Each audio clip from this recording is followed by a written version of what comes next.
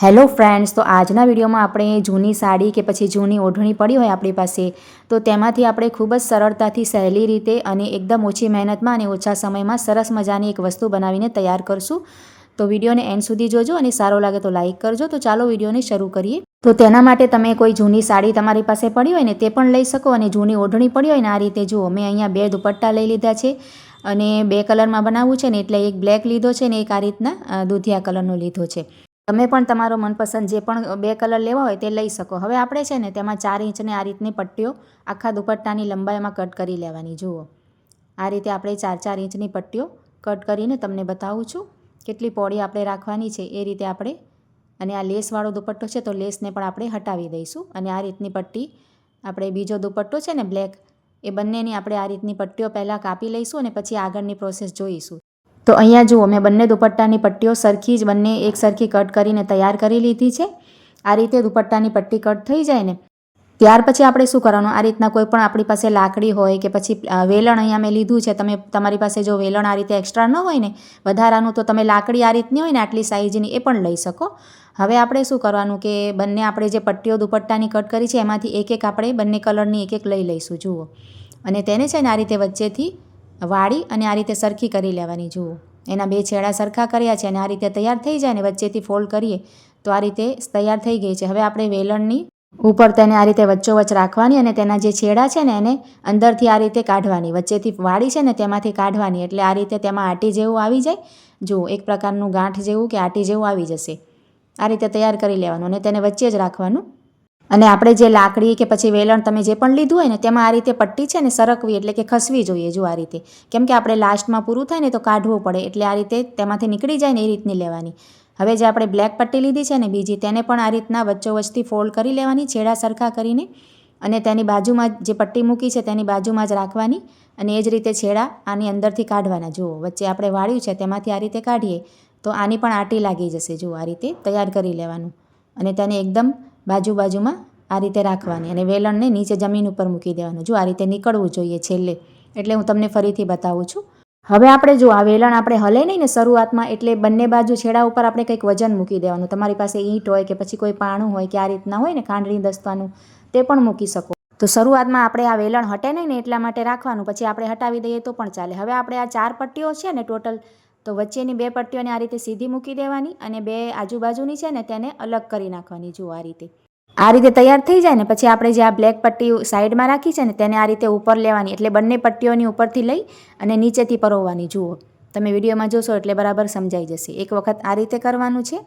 હવે આપણે આ બાજુનું ગ્રીન છે ને તેને આપણે આ રીતે પરોવવાનું. જુઓ, હું તમને વિડીયોમાં બતાવું છું એ રીતે પરોવીને તેને પણ આ રીતે ટાઈટ ખેંચવાનું, એટલે આપણી જે વસ્તુ બને ને કઠણ બનશે. તો એક વખત આ કરવાનું ને વારાફરતી આપણે બંનેને કરતા જઈશું. જુઓ, આમ કરવાથી છે ને તેમાં એક સરસ મજાની ડિઝાઇન તૈયાર થશે. આપણે જેમ ગૂંથીએ છીએ ને ઊનને, તો એ રીતને આપણે ગૂંથેલું હોય ને એ રીતનું તમને તૈયાર થશે. આગળ તમને બતાવું છું, થોડુંક કરી લઉં ને તો તમને આઈડિયા આવી જશે. જુઓ, ખૂબ જ સરસ મજાની પેટર્ન તૈયાર થશે આ રીતે કરવાથી. જો તમને આ રીતે ફાવે નહીં ને તો આ જે આપણે પટ્ટી છે ને તેને આપણે ભેગી કરી લેવાની. જુઓ, સરસ મજાની તમે જોઈ શકો છો ને પેટર્ન. હમણાં થોડુંક જ મેં કર્યું છે અને આગળ આ પટ્ટી ખતમ થાય ને એટલે કે ખલાસ થઈ જાય ને તો બીજી પટ્ટી કઈ રીતે જોડવાની છે ને એ પ્રોસેસ પણ તમને હું બતાવું છું. જુઓ, થોડુંક કરી લઉં ને પછી જુઓ, અહીંયા તમે જોઈ શકો છો પટ્ટી આપણે થોડીક નાની અમથી બાકી રહી ગઈ છે.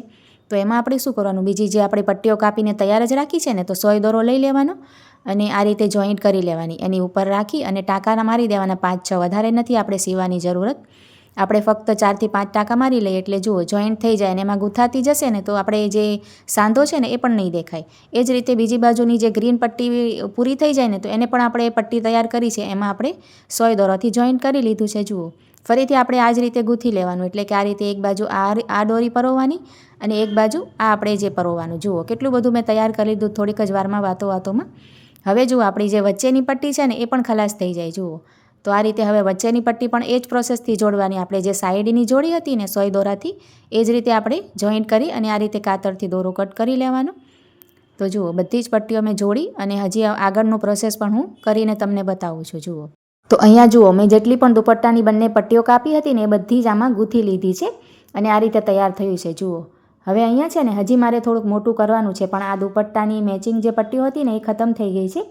તો હવે હું શું કરીશ કે ગ્રીન કલરનો દુપટ્ટો તો મારી પાસે હવે છે નહીં, એટલે હું બીજો એક બ્લેક કલરનો દુપટ્ટો લઈ લઉં છું. જુઓ આ કલરનું મારી પાસે હવે બીજો નથી પણ બ્લેક છે, એટલે તમે પણ એમ કરી શકો. જો તમારી પાસે એક કલરનો દુપટ્ટો ખલાસ થઈ જાય તો એમાં મેચિંગ આપણે બીજો પણ જોઈન કરી શકાય.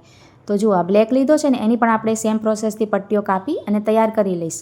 અને આગળ જે બ્લેક છે ને એને પણ ગૂંથીને તમને આગળનો પ્રોસેસ બતાવું છું, કેમ કે વિડીયો પછી આખું બતાવીને તો બહુ લાંબો થઈ જાય. તો અહીંયા જુઓ મેં આખું તૈયાર કરી લીધું છે. જે આપણે પછી ખલાસ થઈ ગયું હતું આ ગ્રીન કલરનો દુપટ્ટો અને કાળો કટ કર્યો હતો ને તેને પણ ગૂંથી લીધું છે. તમે જોઈ શકો છો કાળું પણ આપણે તૈયાર થઈ ગયું છે.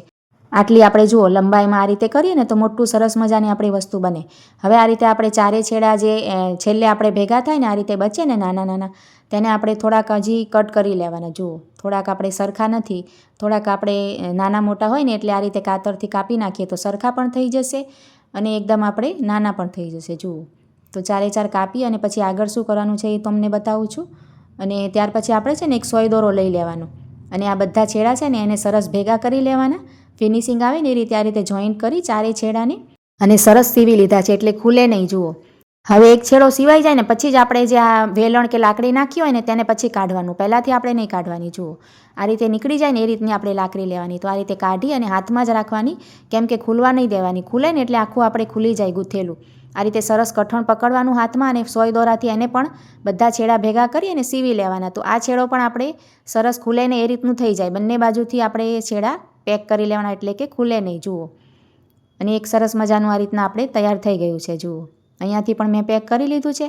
બંને છેડા તમને બતાવું છું. આ રીતે તૈયાર થઈ જાય ને હવે આપણે તેને ગૂંથી લઈશું, એટલે કે આ રીતે પગલું છણિયું આપણે સરસ મજાનું તૈયાર થઈ જાય. જુઓ આ રીતે નીચે રાખી અને ગોળ ગોળ વીંટાળતા જવાનું અને સોય દોરો સાથે જ રાખવાનું, એટલે ટાંકા પણ લેતા જવાના, એટલે આપણી જે વસ્તુ બને એ કઠણ બને અને ફિનિશિંગ પણ આવે. જુઓ સરસ કઠણ હાથ રાખવાનું અને એક એક આપણે આટો વીંટાળવાનો અને સોય દોરાથી સીવતા જઈશું.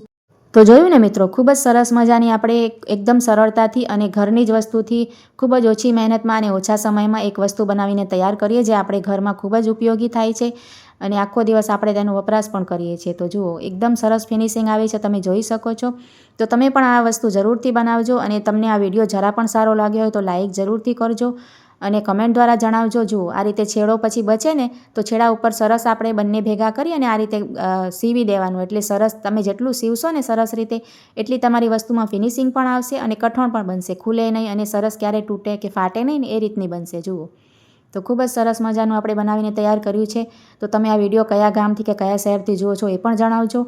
અને અહીંયા આપણે ફાઇનલી જુઓ સરસ મજાનું એક પગલું છણિયું કેટલું સરસ બનાવીને તૈયાર કર્યું છે. તમે જોઈ શકો છો. આપણે ઊંધું કે સીધું કોઈ પણ બાજુ આપણે તેને વાપરી શકાય.